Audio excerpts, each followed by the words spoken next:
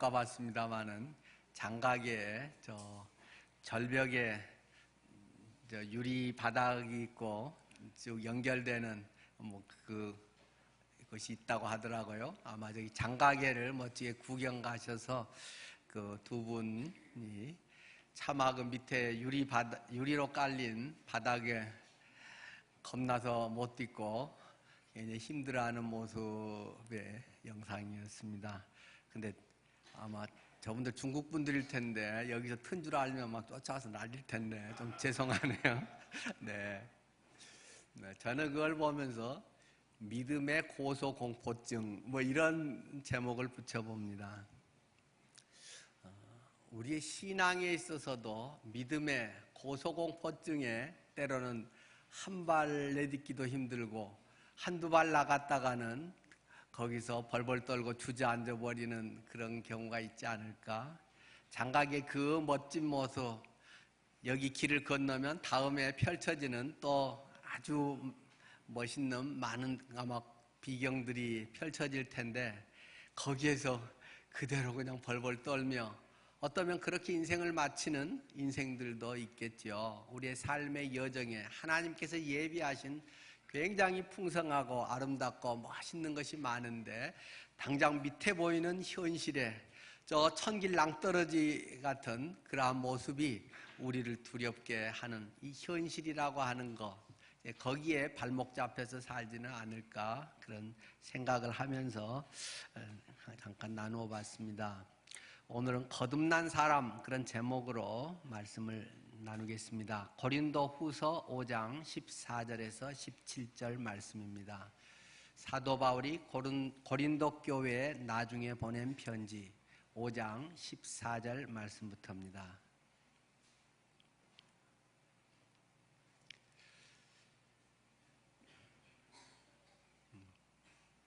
그리스도의 사랑이 우리를 강권하시는도다. 우리가 생각하건대 한 사람이 모든 사람을 대신하여 죽었은즉 모든 사람이 죽은 것이라. 그가 모든 사람을 대신하여 죽으심은 살아있는 자들로 하여금 다시는 그들 자신을 위하여 살지 않고 오직 그들을 대신하여 죽었다가 다시 살아나시는 이를 위하여 살게 하려 함이라. 그러므로 우리가 이제부터는 어떤 사람도 육신을 따라 알지 아니하노라. 비록 우리가 그리스도도 육신을 따라 알았으나 이제부터는 그같이 알지 아니하노라. 그런즉 누구든지 그리스도 안에 있으면 새로운 피조물이라. 이전 것은 지나갔으니 보라 새 것이 되었도다. 아멘. 우리의 삶에 많은 문제들이 놓여 있습니다. 우리는 그 삶 속에 살아가야 하는 어쩔 수 없는 존재임을 우리는 누구라도 부인할 수 없습니다. 그런 많은 부분에서 때로는 심리학 같은 것이 많은 도움을 줄 수도 있습니다. 우리의 잠재의식 속에, 무의식 속에 깔려있는 어떤 부분들이 우리의 현재 상태를 어렵게 하는 부분도 분명히 있겠죠. 그런 믿음의 사람의 상태를 파악하고 도움을 주는데 이러한 정신의학, 이러한 부분들이 도움이 될 수도 있을 것입니다. 또한 종교 같은 것이 도움을 줄 수도 있겠죠. 우리의 이 성경에서 말하는 것을 포함해서 다른 여러 가지 종교들에서도 우리에게 많은 어떤 유익한 것들을 제시하는 것도 있습니다. 종교라고 하는 것의 궁극적인 것은 무엇이겠습니까? 내세라고 하는 소망을 제시해서 현재 우리가 어떻게 살아가야 하는가 하는 것을 우리에게 말씀해주고 있다고 하겠습니다. 자칫하면 우리가 이 천국에 대한 소망, 천국에 대한 부분들이 너무 또 그 중심으로 되면 왜곡된 신앙을 할 수가 있습니다. 흔히 그런 말을 우리가 많이 해왔습니다. 우리가 이 세상에 사는 것은 다음 세상을 준비하기 위한 과정이다. 그 말은 분명히 맞는 말이기도 합니다. 그러나 그것은 썩 좋은 표현이 아닙니다. 단지 우리 이 세상의 100년이라고 하는 시간을 다음 세상에 천국이냐 지옥이냐를 준비하는 과정에 그것이라고 한다면 그것을 준비한 우리가 예수님 영접하면 죽어버리면 되는 것이지 그 다음에 굳이 우리가 길게 살아가야 할 특별한 이유가 없습니다. 종교라고 하는 것의 근원적인 것은 미래에 대한 것을 분명히 미래에 이런 것이 있다, 내세에 이런 것이 있다, 천국이 있고 지옥이 있다, 또는 어떤 데서는 극락이 있고 지옥이 있다. 이런 여러 가지를 제시하면서 그러기 때문에 우리가 이 세상에 보이는 것에 의해서만 살아서는 안 된다. 이 세상에 내가 힘있고 뭘 많이 가지고 해서 그것으로 마음대로 내 하고 싶은 대로 하면 안 된다. 이웃 사람들의 굶어 죽어가고 누구의 고통을 당하고 누구 것을 내가 그런데 줘야 될 것을 안 주고 내 것을 더 불린다든지 이런 것은 안 된다. 그 미래에 대한 분명한 것이 있기 때문에 네 그러면 지옥 가? 아주 극단적인 표현으로 그렇기 때문에 이 세상에서 베풀며 살아야 돼. 어떤 그런 것까지를 포함해서도 내세에 대한 분명한 것이 제시가 되면서 현재 그러면 어떻게 살 것인가를 이야기합니다. 복음도 그런 점에서는 유사하다고 할 수 있겠습니다. 복음도 우리가 죽어서 천국 가기 위한 준비가 우리의 예배고 우리의 삶의 전부라고 하는 것은 지극히 부분적인 것만을 우리가 맛보며 살아가는 것이 됩니다. 분명히 천국이 있습니다. 분명히 지옥이 있습니다. 하나님의 창조하신 의도가 있습니다. 그렇기 때문에 하나님께서 나를 이 세상에 보내신 것은 하나님의 분명한 목적이 있고 그것을 위해서 우리에게 재능을 주시고 은사를 주시고 기회를 주시고 건강을 주시고 시간을 허락하시고 그러한 것을 통해서 이 땅에서 우리가 마음껏 하나님의 뜻을 펼치면서 하나님이 가장 나답게 살면서 내 자신이 풍성할 뿐 아니라 다른 사람에게도 참으로 유익을 끼칠 수 있는 그런 삶에 이 세상만 아니라 영생의 모든 것을 긴 안목에서 통찰하면서 이 현재의 걸음걸음을 걸어갈 수 있도록 하나님께서 말씀하고 계시는 것입니다. 그렇기 때문에 현재가 없는 미래 신앙은 아주 위험한 것입니다. 그런 점에서 시한부 종말론자들은 아주 위험한 것입니다. 몇 년 몇 월 며칠에 재림한다. 주님이 오신다. 그럼 이 세상 끝난다. 그렇기 때문에 우리가 이렇게 살 일이 아니다. 전부 집 팔아서 여기 바쳐라. 또 전부 어디 모여서 공동생활을 한다. 전부 가정도 내팽개치고 동조하지 않는 가족은 오히려 믿지 않는 사람보다 못하다. 그래서 가족도 팽개치고 애들도 학교도 보내지도 않고 직장생활도 정직하게 하지도 않고 해야 할 일을 버리고 도피주의적으로 그러한 어떤 내세를 준비한다는 명목으로 살아가는 것은 아주 나쁜 신앙입니다. 예수라는 이름을 빌어서 주님의 재림이라고 하는 이름을 빌어서 한다고 할지라도 그것은 바람직한 신앙이 될 수가 없습니다. 언제 주님이 오실는지 아무도 알 수 없다. 그렇기 때문에 오늘 나는 나의 삶의 자리에서 하나님과의 온전한 친밀한 믿음의 관계를 가지고 내가 해야 할 일을, 내가 살아가야 하는 그 삶의 자리를 바르게 하나님의 뜻을 이루는 과정으로 살아가고 주님 언제든지 오실 수 있고 언제든지 오시면 나는 그때 당연히 주님의 그 예비하신 그 좋은 곳에 가서 마음껏 누리게 된다는 것이 바람직한 우리의 복음적 신앙인 것입니다. 우리의 진정한 변화, 구원, 거듭남, 끝은 어디에 있는가? 끝은 오직 예수 그리스도 안에 있다라고 우리에게 성경은 갈파하고 있습니다. 좀 더 구체적으로 좁혀간다면 그리스도의 십자가와 부활이 이 모든 것을 우리에게 제시하고 있다는 것입니다. 우리의 과거의 상처를 치유할, 거듭난 삶을 살게 할 능력과 변화는 부활을 통해서 완성된다라고 말하고 있습니다. 사도행전 17장 31절에 요즘 우리가 자주 그 말씀을 드리는 내용입니다. 거기에서는 믿을 만한 증거를 주시고 하나님께서 믿게 하셨다. 무턱대고 믿어라. 성경은 그것을 그렇게 좋은 신앙이라고 이야기하지 않는다는 것입니다. 자칫하면 우리가 도마의 이야기, 부활의 역사의 이야기에서 흔히 이야기를 합니다. 보고 믿는 사람보다 보지 않고 믿는 자가 더 훌륭하다고요. 더 좋은 믿음이라고요. 그러나 성경이 우리에게 제시하고 있는 것은 부활이라고 하는 확실한 증거를 주셨다라는 사실입니다.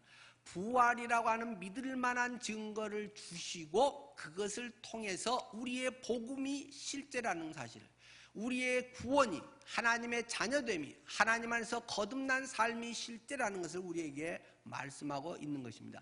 믿을 만한 증거, 물증주의, 증거주의를 채택하고 있는 것이 성경의 원칙입니다. 옛날에는 무턱대고 믿습니다. 그러다 보니까 이단이 횡행합니다. 구분이 없습니다. 이게 이단인지 아닌지, 잘 믿고 있는지 못 믿고 있는지 기준이 없습니다.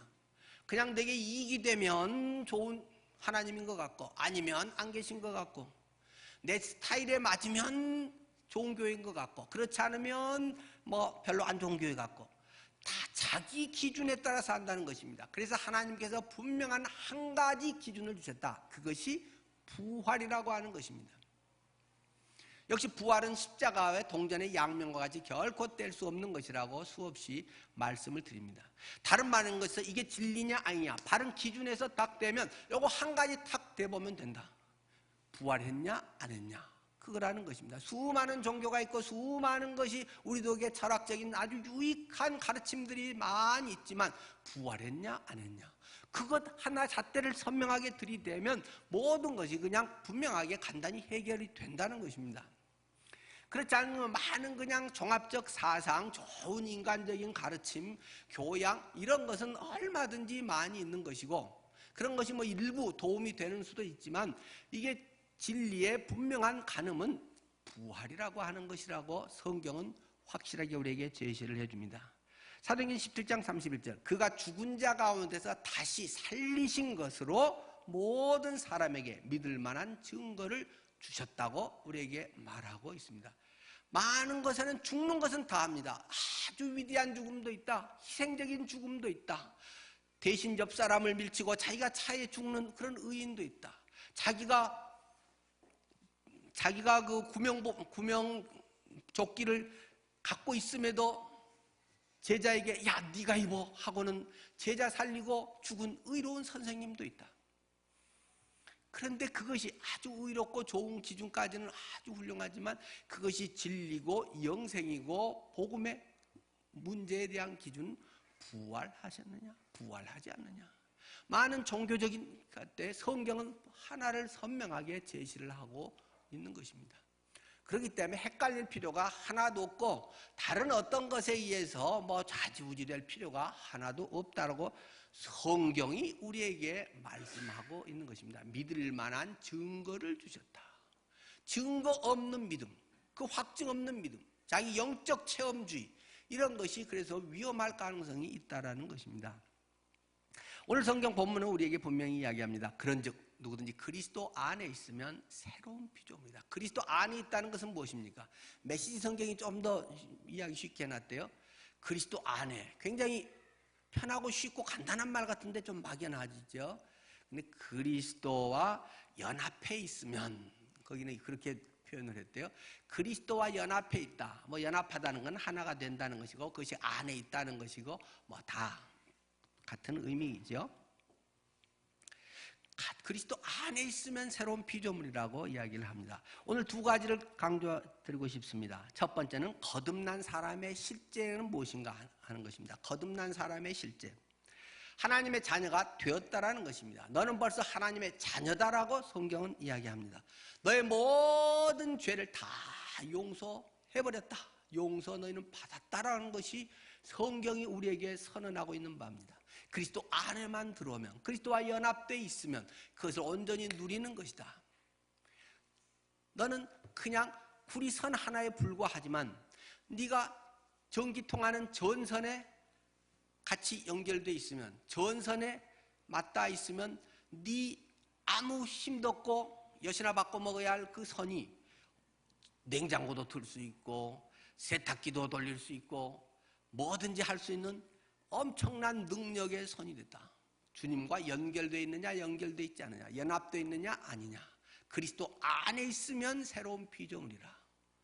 옛날에 무기력하고 뭐 엿바꿔 먹을 정도나 되고 겨우 구리선 이게 뭐 1kg에 얼마예요, 값이 올랐어요 내렸어요 하는 것과, 전기가 통하는 전선과 구리선 두꺼운 거 100m와는 비교가 안 된다는 것입니다. 전기가 통하냐 안 통하냐, 예수의 생명이 있느냐 없느냐, 그것은 완전히 질 가치가 달라지고 있다는 것을 우리에게 말씀해 주고 있습니다. 그러나 그리스도인이라고 해서, 거듭났다고 해서 과거의 상처가 없다, 또는 기억이 없어지는 것은 결코 아니라는 사실도 우리가 염두에 둘 필요가 있습니다. 성경은 우리에게 세 가지 적이 있다고 이야기를 하고 있습니다. 사람들에게 세 가지 적이 있다. 기억하시죠? 첫 번째, 세상이 적이다. 세상의 풍조, 세상적 가치관, 세상적 성공관.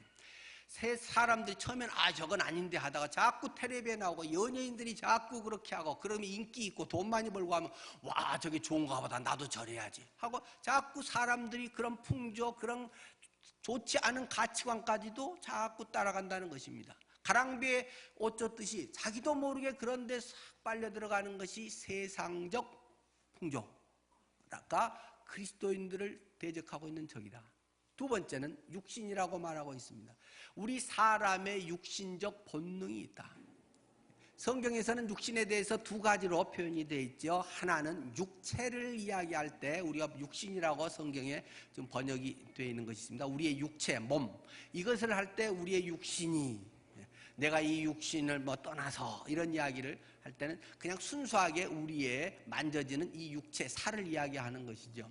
그러나 또 다른 의미 있게 많이 쓰이고 있는 것은 육신이라고 하는 것은 우리의 죄의 속성, 죄된 인간적 죄성을 가진 성품을 이야기할 때 육신이라고 표현한 데가 많이 있습니다. 우리가 육신에 속한 자로 돼.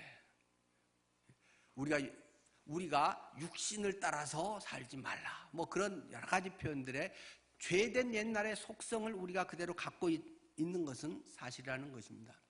예수님 믿고 나서도 완전히 그 속성이 쏙 빠져버린다거나 그런 나쁜 생각이 안 든다거나 이기적인 마음이 다 없어졌다거나 그런 건 아니라는 것입니다. 육신적 속성이 있어서 누구에게나 그것이 자꾸 작동해서 발휘가 되곤 한다는 것입니다. 그렇기 때문에 내가 선한 마음을 갖고 잘해야지. 마음은 원이고 주님의 의를 쫓아가고자 하지만 조금 지나가다 보면 또 안 되고 퍼져버리고 이 사망의 몸에서 누가 나를 건져내랴. 그런 모습이 우리 인간의 육신적 속성, 육신적 죄된 하나님을 대적하게 하는 것이라고 했습니다. 또 하나는 영적인 실체가 있다. 보이지 않지만 귀신의 세력이 있다. 마귀가 하나님을 대적하는 것이다. 마귀는 어떻게든지 하나님을 대적하고 보이지 않기 때문에 사람을 통해서 때로는 뱀을 통해서 여러 가지 다른 것을 입고 그런 모습으로 나타나서 때로는 광명의 천사처럼 때로는 우는 사자처럼 여러 가지 겁도 주고 달래기도 하고 이런 모습으로 사람에게 다가와서 우리의 죄를 짓도록 자꾸 부추기는 그런 역할을 한다는 것입니다.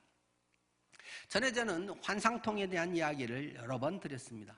거듭난 사람도 이러한 세 가지 부분이 분명히 있습니다. 그러나 마치 오늘 성경 본문이 우리에게 이야기하는 것처럼 새로운 피조물이다. 일이 되어간다, 되라가 아니고 그런 중 누구든지 그리스도 안에 있으면 새로운 피조물이다.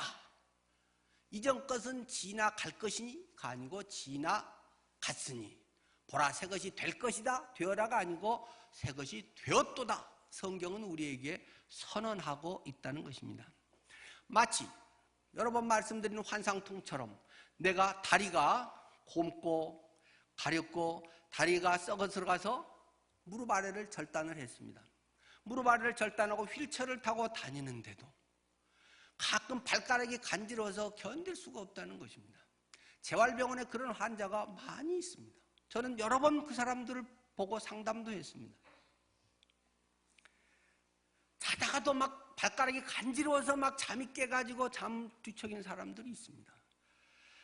논리적으로나 분명히 현실적으로 보면 무릎 아래를 잘라버렸는데 발가락이 없는데 어떻게 발가락이 간지럽겠습니까? 진짜로 간지럽고 진짜로 통증이고 힘들다고 합니다. 사람에 따라서 그 통증 정도나 또 그런 환상통에 시달리는 기간이 차이가 이제 아마 다 많은 것 같습니다. 우리 뇌에 입력되어 있는 것이 뇌의 신경세포, 뇌에 기억되어 있는 것이 옛날에 그것이 계속 뇌에는 저장이 되어 있습니다. 그래서 이 뇌는 자꾸 신호를 그렇게 느낀다는 것입니다. 이건 의학적으로도 다 검증이 된 이야기들입니다. 우리 뇌세포 속에 우리의 저장 기억 속에 그런 때로는 악몽, 상처, 그런 아픔이 현실적인 이런 것이 분명히 있고, 분명히 물질적으로는 다리를 잘라서 없는데도 계속 가렵고 막 쑤시고 저리고 그런 현상이 올 수가 있다는 것입니다. 우리가 이 천국에 가기 전까지 이 세상 사는 동안에 죄의 그런 속성들, 죄의 우리의 육신의 모습이 아직도 육신의 옛날에 그런 때가 덜 빠져서 우리의 속에 그런 것이 불쑥불쑥 일어난다는 것입니다. 새로운 피조물인데, 하나님의 자녀가 되었는데, 모든 죄가 이미 다 용서됐는데, 그럼에도 불구하고 우리의 현실에는 이러한 환상통에 자꾸 빠져가고 막 가려워 미치겠다는 것입니다. 막 발가락 있으면 막 빡빡 피가 나도 긁고 싶은데 허공만 있다는 것입니다. 이미 주님은 수술해 놓으셨습니다. 이미 그것은 우리의 육신 속에서 하나님의 그 성품으로 하나님의 것으로 나아졌습니다. 그런데 그것은 자꾸 현실을 인식하는 것이 필요합니다. 아, 네, 수술했지. 잠께서 맞아, 나 참 수술했는데. 자꾸 이 뇌에다가 그걸 더 입력을 시켜줘야죠. 뇌 속에 내가 정말 다리 없는데 왜 그러지? 뇌에 입력되어 있는 것이 사라지는 데는 꽤 시간이 걸린다는 것이죠. 우리 속에 육신의 성품, 옛날에 하던 그것보다도 더 우리 몸에 그냥 온몸에 찌들어 있고 남아있는 그런 것이 있다는 것입니다. 담배를 끊었더니 금단 현상이 나타난다는 것입니다. 손이 떨린다는 것입니다. 밥맛이 없다는 것입니다. 또는 살이 막 찌기도 한다는 것입니다. 여러 가지 죄의 그것은 실제 내가 담배 안 피고 지금은 옛날보다 니코틴의 나쁜 영향이 없는데도 나의 그런 금단 현상들이 나타나듯이 우리들 속에도 그런 부분이 있을 수 있다는 것입니다. 때로는 어떤 분들은 단어로 그런 것이 계속 남아있는 분들도 있죠. 가끔 간증해서 나는 하나님 아버지라고 하는 것에 정 하나님의 사랑을 못 느꼈습니다. 우리 아버지는 술 마시고 맨날 들어오면 집안 때려 부수고 학비도 안 줘서 일 짜고 학교 다니게 하고 우리 집안에 폭군이어서 아버지만 생각하면 나는 정말 도망가고 싶은 사람입니다. 그런 사람이 하나님 아버지 감사합니다. 하늘에 계신 우리 아버지여, 그런 것에 싹 마음을 막 기쁨으로 눈물로 받아들이기는 어렵겠죠. 그 전에 다른 것이 입력되어 있고 세뇌되어 있고 그러한 단어적인 그런 거부 반응 같은 것도 육신적으로 있잖아요. 우리의 또 이미지 같은 것도 그렇지 않습니까? 심리학적 용어로는 포비아 현상 같은 게 그런 게 아니겠어요? 어떤 사람은 미나리를 잘 못 먹는 분도 있습니다. 어렸을 때 미나리를 잘 먹었는데 미나리 거기에서 언제 한번 거머리 이만한 게 그냥 반찬에가 탁 나왔고 씹은데 뭔 고기가 씹히나 하고 봤더니 거머리를 씹었다. 그 다음부터는 미나리 그 생각이 나가서 못 먹는 사람도 있습니다. 이런 식으로 한번 어떤 끔찍한 어떤 입력된 거, 내 마음에 상처가 됐던 거, 힘든 거, 그런 것들이 그 마음속에 오래 남아서 이 포비아 현상이라는 것으로 정신적으로 계속 나타나게 됩니다. 아까 옆에서 키우는 그 길고양이인데 데려다가 밥 주면서 하는 고양이가 우리 아까 일부 예배 하기 전에 뒷문으로 들어와서 이렇게 갑니다. 근데 우리 사역자 중에 고양이 엄청 싫어하는 사역자가 있습니다. 다른 걸 먹는데 고양이 오면 으 하고 놀랍니다. 제가 내보냈습니다. 저는 그런 거 거의 없습니다. 저는 모든 것에 대해서 별로 거부되는 게 없어서 야야 저리 가 지금 들어올 때 아니야 하고 이제 하니까 얼른 뒷문으로 나가더라고요. 어떤 사람은 고양이가 되게 예뻐가지고 막 하는데 어떤 사람은 고양이만 봐도 혐오감을 막 느끼고 숨는 사람도 있습니다. 그런 어떤 옛날에 어떤 고양이 때문에 깜짝 놀랐다든지 안 좋은 추억이 있었던 사람은 그럴 수 있겠죠. 예수 믿고도 계속 상처 때문에 고통당하는 분들이 있습니까? 그건 좀 생각해 봐야 됩니다. 거듭나고도 계속 어떤 문제 때문에, 과거의 문제 때문에 내가 상처가 되고 그것 때문에 나의 현재 삶이 계속 어떤 주저앉게 되고 고통을 당하는 사람이 있으면 신앙을 점검해 볼 필요가 있습니다. 뭐 꼭 구원 받았다 안 받았다라기보다도 그 신앙에 하나님의 말씀과 선포에 대한 좀 문제가 있기 때문입니다. 성경은 우리에게 오직 의인은 믿음으로 말미암아 살리라 말씀을 했습니다. 그러한 우리의 모든 것이 제거되고 하나님 자녀가 됐지만 그것을 누리게 하는 것은 믿음입니다. 그저 가만히 주님이 다 용서했어, 나는 죄 없어, 죽으면 천국 가, 그래서 나의 모든 건 다 해결됐어, 주님이 예비하실 거야, 아무리 해봐야 되는 듯 하다가 또 원이 치고 조금 더 큰 일 생기면 도로 아이고 나 죽었어, 하나님 있어요 없어요, 밤낮 있어 없어 굴뚝 들어갔다 나갔다 밤낮. 그것이 신앙생활의 전부가 됩니다. 아까 유리 바닥처럼 그걸 얼마나 튼튼히 만들었겠어요? 논리적으로도 생각해 봅시다. 사람들이 그거에 많이 깨져가지고 누가 추락해서 저리 떨어졌다, 그러면 그 공사한 사람 그 배견할 수 있겠습니까? 그리고 그 돈 벌기 위해서 그거 애쓰고 만들었는데 거기에 막 수천 명, 1년에 뭐 수십만 명, 아마 수백만 명이 갈지도 모르는데 어설프게 깨질 듯 말 듯 살얼음 걷듯이 해야 그게 유지가 될 정도라고 하면 그렇게 공사한 사람이 어디가 있겠습니까? 적어도 거기는 몸무게 200kg 된 사람이 막 팡팡 뛰어도 절대 안 깨집니다. 10명이 뛰어도 안 깨집니다. 그런데 뭐가 문제입니까? 그게 콘크리트였으면, 더 강도 낮은 콘크리트로 만약에 했다고 하면 사람들은 재밌다 멋있어 하고 그냥 사진 찍고 갔을 것입니다. 밑이 보인다 이겁니다. 현실이, 내 발 아래에 있는 현실이 나를 겁나게 한다는 것입니다. 하나님은 말씀하시고 내가 괜찮아요, 여러분 몸무게는 뛰어다녀도 괜찮아요 말하지만 살살 조심조심 한다는 것입니다. 우리나라에도 그런 유리 되는 거 있잖아요. 저도 여러 번 가봤습니다. 하나님은 괜찮아, 나를 보고 따라오너라, 믿음의 주요 온전케 하신 이인 예수를 바라봐라 하는데 자꾸 베드로는 현상에 물을 보니까 그건 사실이거든요. 백전을 치고 탁 튀어오르는 물이 내 옷을 적시거든요. 멀리 있는 영상이 아니란 말입니다. 현실적으로 물이 나를 치고 현실적으로 돈의 압박과 현실적인 나의 아픔과 많은 문제들이 내게 부딪혀 오거든요. 그것을 보는 건 당연한 거 아닌가? 근데 성경은 그게 당연한 게 아니라네요. 믿음이 작은 자야, 내가 왜 이걸 두려워하느냐? 나를 바라봐라. 파도를 바라보고 너의 현실을 바라보면 누구라도 아무리 대단한 사람도 겁먹을 수밖에 없는 것이다. 주님은 우리에게 믿음에 대한 이야기를 하고 있는 것입니다. 믿음으로 걸어가라고 이야기를 하고 있다는 말입니다. 의인은 믿음으로 사는 것입니다. 논리로 살지 않습니다. 성경이 가르친 지식이 나를 그렇게 담대하게 사는 게 아니라는 것입니다. 그것은 굉장히 좋은 밑거름이 되고 그것은 그렇게 할 수 있는 아주 좋은 기반이 되지만 이 유리 바닥이 강화 유리로 되어 있습니다.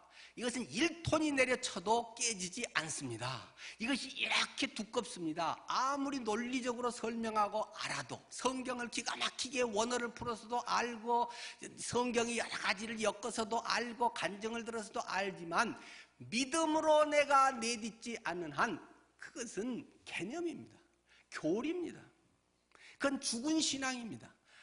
능력을 경험할 수 없습니다. 앞에 펼쳐지는 비경을, 또 다른 코스의 놀라운 역사들을 경험할 수 없고 그 자리에서 벌벌벌 떨고 멈추게 되는 것입니다. 하나님께서 나를 위해서 해 놓으신 것을 그대로 사실로 받아들이는 것이 믿음이라는 것입니다. 이전 것은 지나갔으니, 하나님이 갔다면 간 거지 내가 간 것 같은데요, 안 된대요, 그건 아무리 해봐야 쓸데없는 것입니다. 보라 새 것이 되었다고 하면 된 것이지, 아직 내 꼬라지를 보니 새 것은 아직 안 된 것 같은데요, 되고 있는 것 같은데요, 뭐 그런 쓸데없는 괜히 뭐 믿음 있는 체라고 겸손한 체, 그것은 믿음이 없는 것이지 겸손한 것이 아닙니다. 하나님의 말씀을 안 믿는 것이지 그것은 논리를 따지는 것 정도도 아닙니다. 하나님이 했다면 한 겁니다.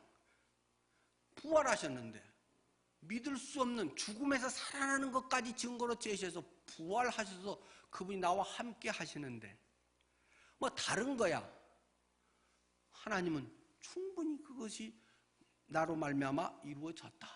네 인생 속에 이루어졌다. 네 속에 내가 있다. 주님은 말씀하고 계시면 그렇구나. 그냥 하고 누리고 산다는 것입니다. 그런 정도든지 그리스도 안에 있으면 새로운 피조물이다 라고 선포하고 있습니다. 피조물이 되었습니까? 성령을 통해서 이 믿음으로 나아갈 때 회복이 되는 것을 우리가 경험하게 됩니다. 고린도 전서에 보면 15장 45절하고 47절인데요. 우리가 가끔 이 두 가지를 좀 성경을 많이 읽은 분들도 혼동하시는 분들이 많은 것 같아요. 이게 좀 명확하게 정리를 할 필요가 있습니다. 성경에는 고린도전서 15장 45절 284쪽 신약기죠. 첫 아담과 마지막 아담에 대한 이야기를 합니다. 그것은 아담과 우리가 에덴 동산에 살던 첫 아담과 마지막 사람 예수님을 이야기하는 것입니다. 아담과 예수님을 비교하면서 지금 두 가지를 설명을 하는 건데요. 아담을 첫 아담이라고 했죠. 그건 뭐 다 알지 않습니까? 처음 하나님께서 만드신 사람이니까. 그것에 대해서 15장 45절 기록된 바 첫 사람 아담은 생명이 되었다 함과 같이 마지막 아담은 살려주는 영이 되었나니. 마지막 아담은 누군가요? 예수님이라는 것입니다. 예수님을 뭐라고요? 마지막 아담이라고 했습니다. 자, 그런데 15장 47절에 가면 조금 헷갈릴 수가 있습니다. 15장 47절 첫 사람은 땅에서 났으니 흙에 속한 자이거니와 흙으로 사람을 만들어서 아담 만들었고요.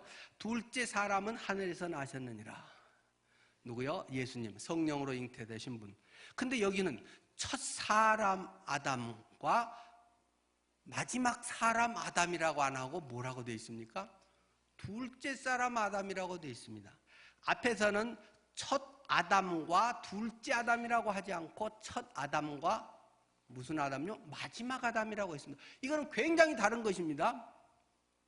이거를 그걸 대충 해서 써놓은 게 아니고 성경은 아주 치밀하게 우리에게 가르쳐주고 있는 부분이죠. 아담은 죄성을 가지고 죄의 속성과 죄의 그 하나님의 심판을 받아야 할 대상이라는 것입니다. 그래서 원죄를 가진 아담, 선악과를 따먹으면 자기가 주인 되어 살고자 하는 그러한 아담의 삶이 마지막 끝장나는 것이 예수 그리스도의 십자가와 부활이라는 것입니다. 그러니까 예수님은 아담으로서는 마지막이라는 것입니다. 두 번째 아담이 아니고 앞으로 세 번째, 네 번째 아담이 있는 것이 아니고 아담으로서는 아담이 해서 모든 사람은 한통속이 돼가지고 아담 속에 있었는데 이제 예수님이 십자가와 부활을 통해서 이 모든 과거의 원죄, 모든 것을 다 끝장내고 새로운 것을 열어놔서 아담으로서는 육신의 죄에 매여 있고 죄의 정죄와 심판을 받는 사람은 마지막 끝나버렸다는 것입니다. 그런데 47절에서는 첫 사람과 마지막 사람이 아니고 둘째 사람이라고 말하는 것입니다. 사람으로서는 예수님이 둘째라는 말입니다. 하나님이 처음 순수하게 아름답게 지었던 사람, 죄 짓기 전에 그 본래 지었던 그것이 예수 그리스도를 통해서 십자가와 부활을 통해서 거듭남으로 우리가 이제는 죄가 없다고 용서를 받은 사람으로서는 예수님이 부활의 첫 열매로 첫 죄 짓기 전에 아담의 사람이 있었고 사람으로는 예수님이 회복한 두 번째 사람이고 우리는 이제 그 두 번째 사람 안에 세 번째, 네 번째, 다섯 번째 이제 사람이 돼서 하여튼 몇 번째 김효연이가 됐겠죠. 그러니까 아담으로서는 우리 이미 끝나버렸다. 예수님이 이미 끝냈는데 계속 아담이라고 하고 아담으로 산다는 것입니다. 계속 죄의 그걸 가지고. 그리고 예수님이 둘째 사람에 대해서 그 사람으로서는 새로운 이제 그 문제가 해결된 진정한 새로운 피조물로 했는데도 계속 여전히 마치 그 마지막 사람 예수님 것처럼 나는 계속 그게 안 된 것처럼 헷갈려서 살고 있다는 것입니다. 예수님은 마지막 아담이요 둘째 사람이라는 사실을 좀 기억해야 한다. 이건 조금 어려운 공부인데 알면 좋고 뭐 아니면 넘어가십시오. 이렇게 예수님을 통해서 우리가 거듭났다라는 것이죠. 그래서 5장 14절에 한 사람이 모든 사람을 대신하여 죽었은즉 모든 사람이 죽은 것이다. 아담 한 사람이 죄로 인해서 선악을 알게 하는 나무의 열매를 먹지 말라. 내가 먹는 날은 정령 죽으리라고 해서 죽음으로 그 속에 있는 사람 다 같이 죽은 셈이 되었다라는 것입니다. 또한 예수님이 살아나심으로 그리스도 안에 있는 모든 사람은 또 예수님이 부활하심으로 모든 사람이 다 살아났다는 것입니다. 그분이 대표가 돼서 이미 그 안에 있어서 그리스도와 연합해서 그리스도 안에서 다 똑같은 말이죠. 그렇게 해서 우리가 완전히 새로운 사람이 되었다. 됐는데도 자꾸 겸손한 척하면서 하나님, 아이고 저 같은 것이요. 그건 안 믿는 것입니다. 불신을 표현하는 것이지 겸손한 게 절대로 아닙니다. 하나님 했다면 나 같은 자도 그렇게 말씀해 주십니까? 너무 감사합니다. 정말 할 말이 없네요. 이런 주님을 제가 안 좋아하고 어떻게 있겠어요? 이런 주님과 내가 어떻게 떨어져 살겠어요? 이 주님을 다른 사람에게 전하고 싶어요. 그럴 수밖에 없다라는 것입니다. 두 번째, 거듭난 사람의 삶의 모습 또는 사명이라고 하는 것은 거듭난 사람은 상처 같은 것이 오히려 더 훨씬 유익한 밑거름이 된다는 사실입니다.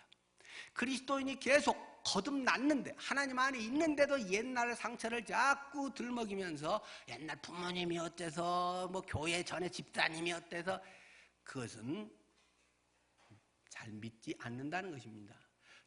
주님의 그것을 모른다는 말입니다. 그 사람이 한 건 사실입니다. 그것은 정말 상처가 될 수 있는 것입니다. 그럼 누가 객관적으로도 분명히 맞습니다.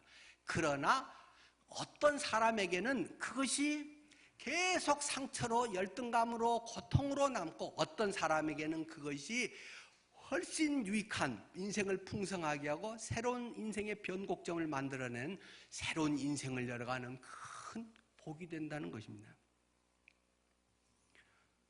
저는 중학교 때까지 가난하게 살았습니다. 뭐 우리 시대는 거의 그랬잖아요. 저희 시대 조금 전에 엘리트라고 하는 교복지가 나왔습니다. 스마트 뭐 엘리트 막 하면서 그 중학교 때는 가난했기 때문에 저는 그것을 입을 수가 없었습니다. 한 5, 60명 되는 방에서 반에서 5명 정도는 그것 말고 다른 걸 입은 사람들이 있었죠. 그 광목천에다가 검정 물감 들여서 하는 밀가루 푸대 거기다가 검정 물감 들여서 교복 만들어서 저는 그걸 입고 다녔습니다. 한 반에서 한 4, 5명 정도 그래서 딱 봐도 표가 납니다. 근데 막 입학할 때는 표가 별로 안 났습니다.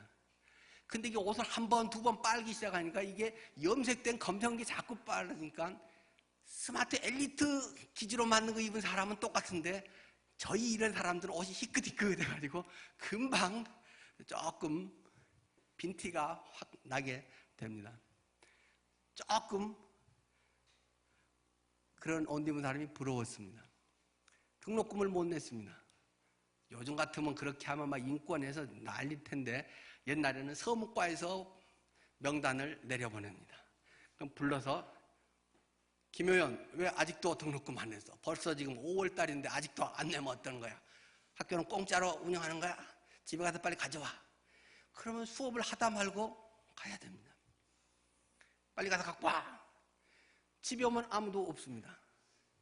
삥삥 돌다가 종례 시간까지 방황을 하다가 때로는 집에 있으면 막 학교에서 수업 듣지 말래 돈도 안 내는데 왜 수업을 듣고 있냐 막 그러면서 막 울고 떼쓰다가 종례 시간 되면 학교 삥삥 돌다가 살짝 가서 가방 갖고 챙겨가지고 집에를 돌아온 적이 여러 번 있습니다. 고등학교 때부터는 김재윤 집사님이 은행에 들어가서 그때는 유학을 제가 갔습니다. 그때부터 우리 집이 잘 풀려서 별로 고생을 별로 안 했습니다. 자, 생각해 보십시다. 어릴 때 그런 것이 제게 상처가 됐겠습니까? 제가 돈에 열등감을 갖고 막 지금 하겠습니까? 그런 거 없습니다. 제가 예수님을 만나고 그런 것이 제게 거의 상관이 없어졌습니다. 과거의 것이 굉장한 추억이 됩니다. 그 안 경험해 본 사람이 제 그것을 스릴을 알겠습니까? 인생이 깊어집니다. 어려운 사람들의 처지가 훨씬 이해가 됩니다. 그런데 탓도 아니고 어쩌면 뭐 부모 탓일 수도 있고 뭐 부모도 안 해주고 싶어 그러겠어요.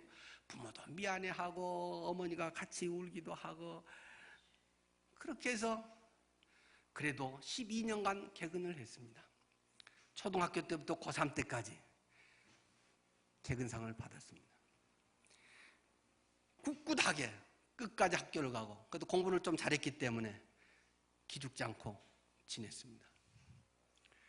그것이 굉장히 목회에 도움이 됩니다. 지금의 사람을 이해하는 데 굉장히 도움이 됩니다. 내가 사람의 부하고 빈하고에 따지지 않으리라.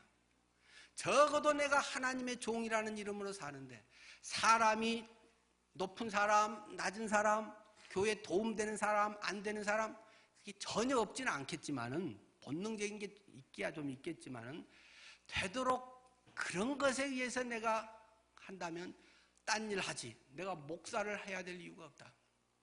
작정을 하고 나섰기 때문에 그런 건 전혀 상관이 없습니다. 돈이 좀 많아지고 적어지고 많으면 좋겠지만 별로 저는 거기에 구애받지 않습니다.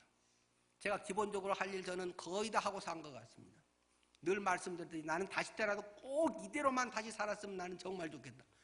제 인생이 저는 정말 풍요합니다. 저는 어디서도 누구한테도 제 인생에 어두운 어떤 어려웠던 것이 절대로 나는 부끄러움이 없습니다. 내 안에 천지를 지으신 하나님, 창조주 하나님, 나를 사람 만들기 위해서 그런 과정을 하나님께서 지내게 하신 하나님. 사람이 어릴 때 초년고생은 돈 주고도 산다. 저희 어머님이 늘 하시던 말씀입니다. 뭐 돈 없어서 미안하니까 그 말씀도 많이 하셨겠지만 저는 그 말이 참 유익한 말이라고 생각합니다. 제가 돈 좀 많고 그랬으면 상당히 꺼들대고 살지 않았을까 싶기도 합니다. 굶었을 때 밥 한 그릇 사준 것이 그렇게 고맙지 않겠습니까? 그런데 내 주머니에 돈 충분히 있고 할 때 누가 비싼 거 사줘도 고마워, 아이고 오늘 맛있네. 그러면 끝이지 뭐 그것에 그렇게 막 고맙고 하겠습니까? 죄가 많은 곳에 은혜가 넘칩니다. 과거에 약점이 있는 곳에, 과거에 상처가 있는 곳에 훨씬 아름다운 하나님의 영광이, 하나님이 그것을 통해 쓰시고자 하는 하나님의 놀라운 빚으심이 훨씬 강한 것입니다. 하나님의 사람들은 꼭 광야를 통과해야 됩니다. 모세는 40년 광야에서 살면서 40세부터 80세까지 완전 무능한 사람처럼 살다가 그곳에서 훈련받아서 이스라엘 백성을 건집니다. 다윗의 그 골리앗을 죽인 영웅이 모함을 받고 계속 도망다니고 13년간의 그러한 고난의 과정을 통해서 하나님 마음에 합한 사람으로 다윗은 빚어집니다.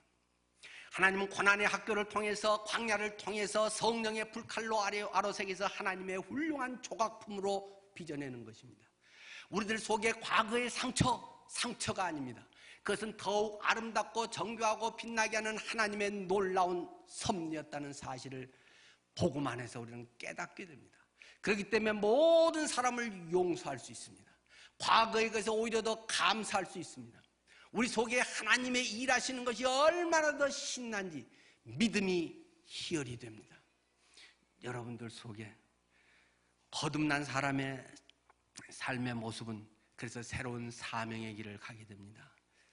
상처 입은 치유자, 상처를 받은 사람이, 모욕을 만큼 당한 사람이 그만큼 다른 사람을 치료해 줄 수 있다는 것입니다. 십자가를 예수님이 지시고 모욕을 당하고 찢기고 발길질을 당하고 다 거기서 벌거벗겨지고 그러한 고난을 당하셨기에 내가 너희의 연약함을 채울지 못함이 아니라 너의 마음 아프고 너의 고통, 다른 사람들은 너를 어떻게 볼지 몰라도 나는 네 눈물 속에 있다. 너의 고난에 나는 함께 동참했다. 나는 그보다 더한 것도 겪어본 자야. 걱정 마라. 내가 너를 알아. 내가 해결해 주지. 내가 네 속에 있어. 믿어봐. 주님은 우리에게 말씀하시는 것입니다. 이사야 53장 십자가 사건은 우리에게 그렇게 이야기를 합니다. 예수님은 어떤 분인가? 사람들 보기에, 오늘 그 본문 먼저 보는 게 좋겠네요. 고린도서 5장 16절. 그러므로 우리가 이제부터는 어떤 사람도 육신을 따라 알지 아니하노라. 비록 우리가 그리스도도 육신을 따라 알았으나 이제부터는 그같이 알지 아니하노라. 고린도서 오늘 5장 16절에 우리 영혼의 516과 같은 전환점들이 되면 좋겠습니다. 우리가 이제부터는 어떤 사람도 육신을 따라 알지 않는다는 것입니다. 이제는 우리가 소유나 외모로 사람을 평가 판단하지 않는다는 것입니다. 우리는 그전에도 메시아조차도 그렇게 잘못 바라봤다는 것입니다. 그러나 더 이상 우리는 그런 관점으로 살지 않는다. 사람들은 메시아를 볼 때 우습게 봤다라고 성경은 기록되어 있습니다. 아유, 서울 출신도 아니야. 저기 촌 동네 나사렛에서 무슨 선한 것이 날 수 있겠어. 어떤 제사장 집안에서 태어난 것도 아니고 완전히 가난한, 일찍부터 생활 문제를 해결해야 되는 목수쟁이로 살아갔다는 것입니다. 그를 볼 때 사람들은 별로 기대할 만한 것이 없었다. 이사야 53장은 그들을 향해서 이야기합니다. 그는 주 앞에서 자라나기를 연한 순 같고, 뭐 연한 순이 막 다 녹색으로 파릇파릇하고 이쁘다 그 말입니까? 바람 불면 싹 꺾여져 버린다 그 말입니다. 아주 굳건하게 떡잎부터 알아볼 만한 것이 아니라 아주 야리야리하고 얘가 뭐이 될라나 말라 비틀어지겠는데, 사람들이 그렇게 취급하는 것이었다는 말입니다. 이어서 나오지 않습니까? 마른 땅에서 나온 뿌리 같아서. 마른 땅에서 요즘같이 가물어서 자라는 것들이 막 쫙쫙 자라고 풍성하게 자라고 뭐 이래야 되는데 빼빼 말라갖고 이게 조금만 더 하면 죽어버릴 것 같은 마른 땅에서 나온 뿌리 같아서, 사람들 보기에 고운 모양도 없고, 그래도 이 정도 되면 그래도 사람들이 조금 따라오려는 마음이 있지 않겠습니까? 아닌가요? 아마 예수님은, 굉장히 죄송합니다 예수님, 근데 아마 네가 나보다 조금 더 잘생긴 것 같아 그러지 않을까요? 고운 모양도 없고. 저는 몇 살 정도로 보입니까? 60 딱 문턱에 서는데도 다른 사람들은 목사님 한 40대 후반 같아요? 에이 나 진짜. 그래도 50대 초반 정도는 돼 보이지 않습니까? 제가 약간 동안이잖아요. 예수님은 돌아가실 때 몇 살입니까? 30살. 30대 초반인데 사람들이 예수님은 몇 살로 보셨을까요? 20대로 봤을까요? 50대로 봤다는 것입니다. 예수님을. 내가 다윗보다 더 먼저 있었다. 다윗이 나기 전부터 있었느니라. 그러니까 사람들이 당장 뭐라고 합니까? 네가 아직 50도 못된 것이 다윗보다 더 먼저 있었다고? 당장에 40도 못된 것이 이러면 그나마도 뭔데, 아니 30대 초반인 예수님을 50도 못된 것이 성경에 그대로 나와 있잖아요. 예수님은 성경에 있는 대로 고운 모양도 별로 없습니다. 저보다 살결도 아마 분명히 안 좋았을 것입니다. 자외선도 강하고 뭐 거기에서 목수하면서 맨날 대패밥하고 막 먼지 뒤집어 쓰는데 얼마나 피부가 저보다 좋겠어요? 또 풍채도 없고 고운 풍채도 없고. 저는 또 80kg 가다가는 이렇게 그래도 좀 듬직한 게 있잖아요. 예수님은 뭐 전해지는 걸로 하면 좀 키가 크고 말랐다고 이야기를 합니다. 풍채로 하면 그래도 제가 설 때 딱 이게 폼이 더 나지. 죄송합니다. 사람들 보기에 별 볼 일 없어 보인다. 고운 모양도 없고 풍채도 없은즉